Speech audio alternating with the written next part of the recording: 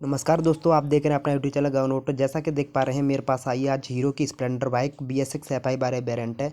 तो जब भी आपके पास से ऐसी बाइक आती है और जिसमें करंट बिल्कुल नहीं आता है, तो करंट को कैसे चेक करना है। सबसे पहले खोलना है इसका लेफ्ट हैंड का साइड पैनल और इसमें चेक करना है पिकअप कॉइल। पिकअप कॉइल में दो वायर होते हैं, जैसा कि ये देख पा रहे हैं।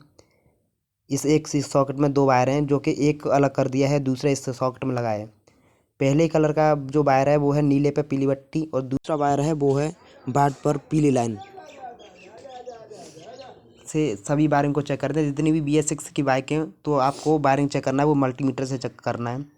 तो सबसे पहले मीटर को हम चालू करते हैं और आप पे रखना है 200 ओम पर मीटर के। देख पा रहे हैं, मल्टीमीटर को 200 ओम पर रखना है। ओम का निशान बना हुआ है।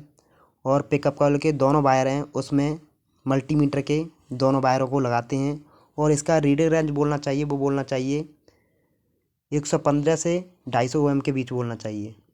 और 115 से 250 ओम के बीच हमारा बोलता है मीटर, तो पिकअप कॉल सही है। अगर इससे कम बोलता है तो हमारी पिकअप कॉल वीक है। तो आइए सबसे पहले चेक करते हैं। ये हमने दोनों वायर हैं वो परफेक्ट लगा दें। देखो, रीडिंग रेंज बोल रही है, वो बोल रही है 118। इससे प्रूफ के तौर पर पता यही होता है कि हमारी जो पिकअप कॉल है वो प्रॉपर तरीक़ा से सही है। देखो, जब भी अगर ये ऐसे फ्लैक्चुएट मीटर में करता है, तो समझ लो हमारी जो तार हैं मीटर वाले, वो प्रॉपर तरीक़ा से कनेक्ट नहीं हो पा रहे हैं, जिन वायरों से हम कनेक्ट करना चाहते हैं। तो देखो, ये कनेक्ट हो जाता है तो प्रॉपर अच्छी तरीक़ा से रीडिंग रेंज है वो बोल जाती है। तो यहाँ से देखते हैं कि हमारी पिकअप कॉल सही है। अब यही वायर हमारे जाते हैं ECU के पास, जिसे बोलते हैं इलेक्ट्रॉनिक कंट्रोल यूनिट। देखो, इसकी रीडिंग रेंज दोबारा देख पा रहे हैं, मैंने चेक कर लिए 118 है। अब हमारी पिकअप कॉल है सही है। अब यही वायर हमारे जाते हैं सीधा ECU के पास। इसका ECU लगा होता है वो कंप्लीट सीट के नीचे लगा होता है। तो सबसे पहले इसकी अभी सीट ओपन करेंगे। पहले इसे सॉकेट को यहाँ से लगा देते हैं और सबसे पहले इसे जो सीट देख पा रहे हैं इसे ओपन करेंगे। ये सीट को ओपन करने के जस्ट बाद यहाँ पर नीचे लगा है ECU। तो अभी सीट को ओपन करते हैं और ओपन करने के बाद ECU को दिखाते हैं। मेरी सीट को कर दिया ओपन, और ये जो बड़ा सा यूनिट देख पा रहे हैं इसे बोलते हैं ECU, इंजन कंट्रोल यूनिट या फिर इलेक्ट्रॉनिक कंट्रोल यूनिट। इसका जो कैपलर है वो कैसे निकालना है, तो देखो, कैपलर को इस तरह पकड़ना है और थोड़ा सा प्रेस करके कैपलर को बाहर की तरफ खींचना है। बाहर की तरफ या प्रेस करते हैं तो कैपलर आराम से वो कस जाता है या बाहर निकल जाता है। ऐसे मैंने कर दिया है बाहर। और यहाँ पर देख पा रहे हैं, यहाँ पर जो वायरिंग है वो कंप्लीट फिटिंग है। तो सबसे पहले यही जो वायर देख पा रहे हैं, एक वायर है ब्लू पे पीली पट्टी, दूसरा वायर है वाइट पे पीली पट्टी। दोनों वायरों को यहाँ से जो टैपिंग है वो यहाँ से टैपिंग को अलग करेंगे, और अलग करने के बाद दोनों वायरों को देखेंगे कि किस पॉइंट पर ये वायर हैं। दोस्तों, अब यहाँ पर देख रहे हैं ये सॉकेट, ये पिकअप कॉल ही सॉकेट है। और इस सॉकेट के अंदर टू वायर हैं, जैसे कि मैंने पहले बताए थे। एक वायर है नीले पे पीली पट्टी, दूसरा वायर है वाइट पे पीली पट्टी। ये दोनों तार जाते हैं हमारे ECM के पास। ये पिकअप कॉल को भी CKP सेंसर बोलते हैं, क्या क्रैंक पोजीशन सेंसर। दोस्तों, क्रैंक पोजीशन सेंसर ECM को डाटा देता है और ECM डाटा लेकर अन्य सेंसरों को भेजता है। तो यहाँ पर जो ECM के कैपलर है, यहाँ से मैंने टैपिंग को हटा दिया है। और अभी देखते हैं यह जो वायर है, पहला वायर जो कि नीले पे पीली लाइन है, ये वायर कौन से नंबर पे है। तो सबसे पहले मीटर को हमें करना है होल्ड B पॉइंट पर। जैसा कि देख पा रहे हैं, B पॉइंट पर मैंने मल्टीमीटर को कर दिया है होल्ड। अब एक वायर को हमें लेना है इस वाले CKP सेंसर की सॉकेट में। पहला वायर चेक करेंगे, वो करेंगे नीले पे पीली लाइन। तो आइए सबसे पहले इसे मीटर के एक वायर को होल्ड करते हैं। चाहे इसमें कौन सा भी वायर होल्ड कर सकते हैं, चाहे मीटर का प्लस या माइनस। तो जैसे मैंने ये प्लस वाला वायर है इसे होल्ड कर दिया है, और देख रहे हैं यहाँ से जो वायर हैं वो गिनते हैं क्या नंबर पे है। तो सबसे पहले गिनते हैं 1 2 3 4 5 6 7 8 9। 9 के जस्ट बगल में, 9 के जस्ट बगल में ये जो तार देख पा रहे हैं, अभी मैं पेचकस से दिखा पा रहा हूँ आपको। ये रहा, थोड़ा परेशानी हो रही है दिखाने में। ये रहा नीले पे पीली लाइन, ये देख पा रहे हैं, ये वायर है 9 पॉइंट के जस्ट बगल में, नीले पे पीली लाइन। ये सीधे आई हमारे CKP सेंसर से। तो एक वायर तो हमने अटैच कर दिया CKP सेंसर में, जो कि ये वायर आया है। अब हमें डायरेक्ट करना है जो 9 पॉइंट पर, 9 के जस्ट बगल में, 9 पॉइंट के यहाँ पे जस्ट बगल में, इसमें एक वायर को इसमें अटैच करना है। और मीटर में B पॉइंट बोलना चाहिए। अगर B पॉइंट बोलता है तो हमारा वायर है वो बिल्कुल सही है, बीच में से कहीं से कटा नहीं है। तो पहले से यहाँ पे कर दिया मैंने होल्ड, और दूसरा वायर इसके 9 के जस्ट बगल में यहाँ पे करते हैं होल्ड। और होल्ड करने के बाद B पॉइंट की आवाज़ आनी चाहिए। दोस्तों दोबारा से गिन लेते हैं।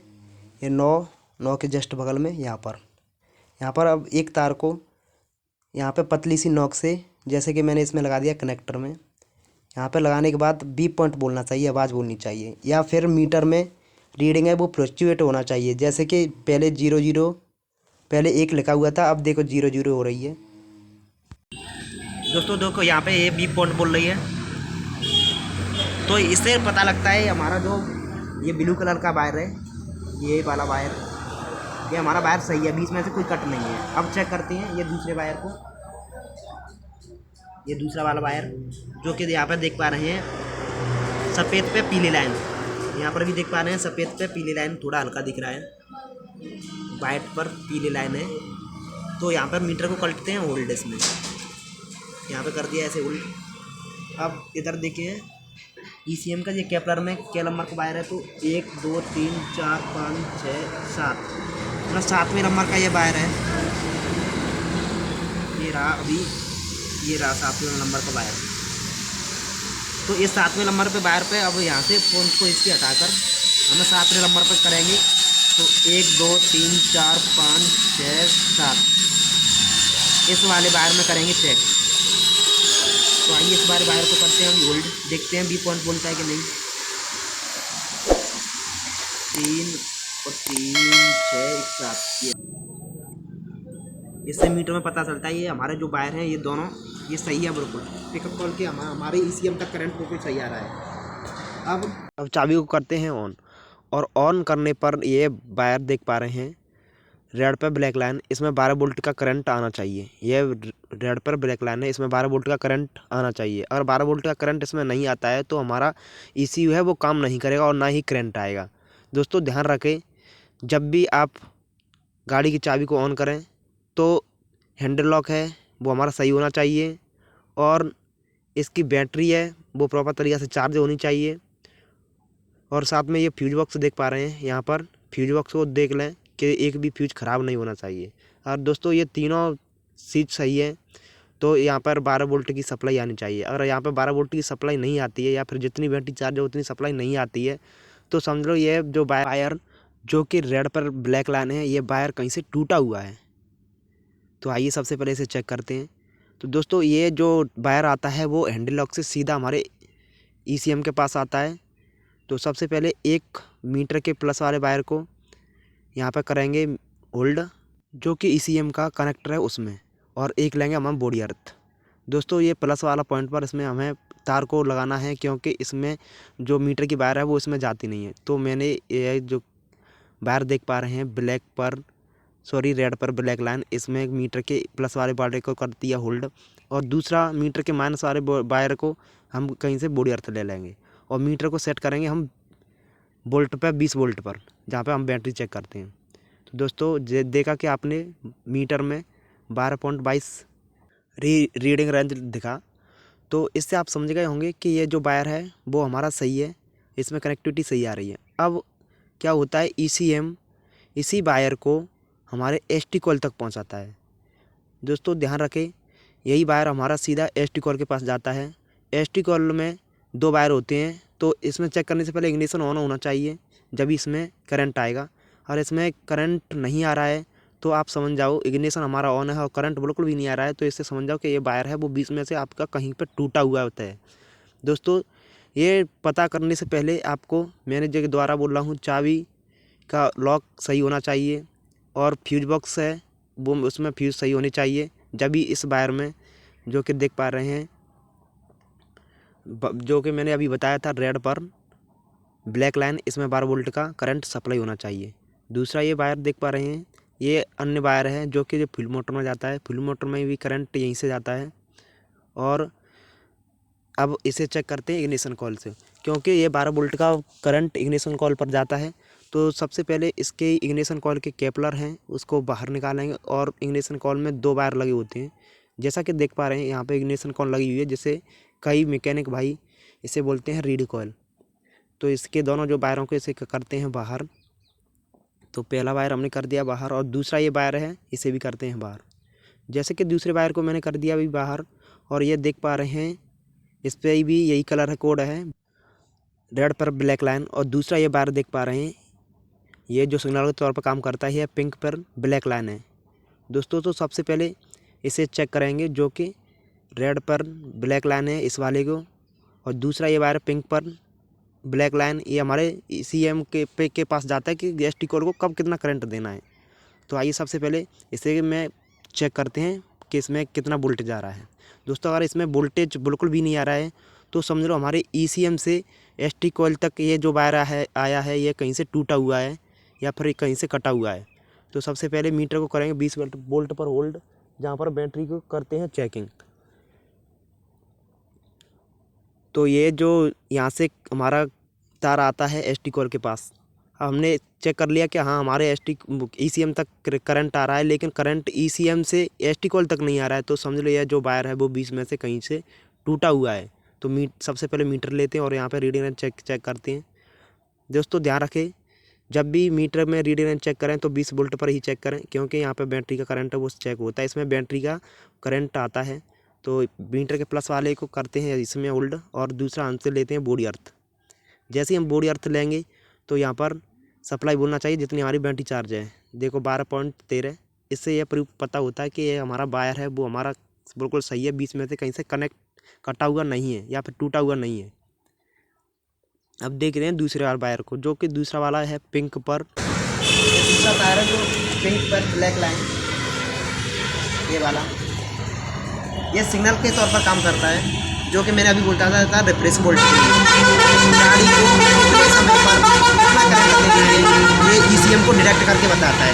तो ये जो वायर है ये हमें चेक कैसे करना है, मल्टीमीटर को करना है हमें 20 पॉइंट पर सेट, इस वाले पॉइंट पर 20 पे सेट करना है। और इस वाले वायर का ये कलर कोड देख पा रहे हैं पिंक पे ब्लैक लाइन, ये देखना हमारे जो ECM का ये कनेक्टर है इसमें क्या नंबर पे है, और जैसे उस नंबर पर हुआ वहाँ से यहाँ तक मीटर का चेक करेंगे। तो आइए सबसे पहले इसमें देख लेते हैं कितने नंबर पे वायर है।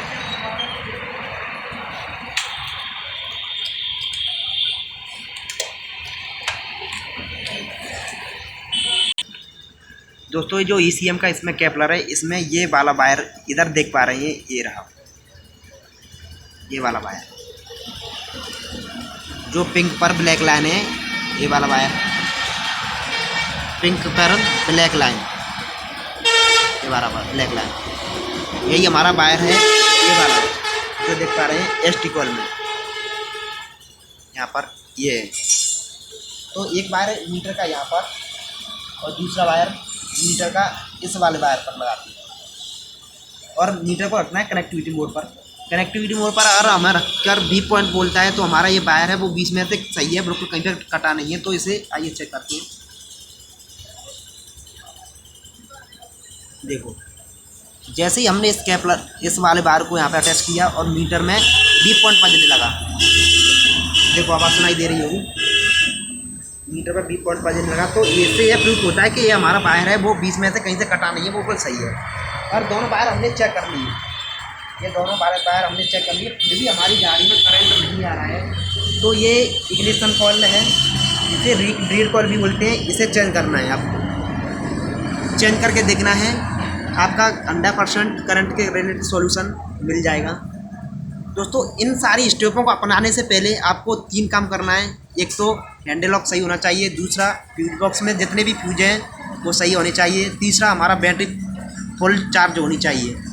जब भी आपको वायरिंग को ऐसे चेक करना है, और ये ऐसे चेक आप वायरिंग कर लेते हैं तो आपको करंट रिलेटेड कोई भी दिक्कत नहीं आएगी। स्प्लेंडर बाइक में BS6 वाली में करंट के रिलेटेड के भी, और आपको और कोई भी अगर सेंसर आपके में खराब हो जाता है मीटर काउंसलिंग में चेक इंजन लाइट जलना चालू हो जाता है, जिसे कई मैकेनिक भाई MLF माल फंक्शन इंडिकेटर लैंप भी बोलते हैं। तो चाबी को ऑन करते हैं तो वो चेक इंजन लाइट है वो जल जाना चाहिए, और स्टार्ट करते हैं तो वो बुझ जाना चाहिए।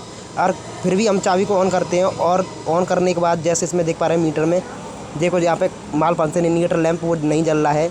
तो या तो आपका ECU ख़राब है, या फिर ECU का कनेक्टर है वो अगर अलग है फिर भी नहीं चलेगा। तो सबसे पहले देख पा रहे हैं यहाँ पे मैंने ECU को एक कनेक्टर लगा देता हूँ।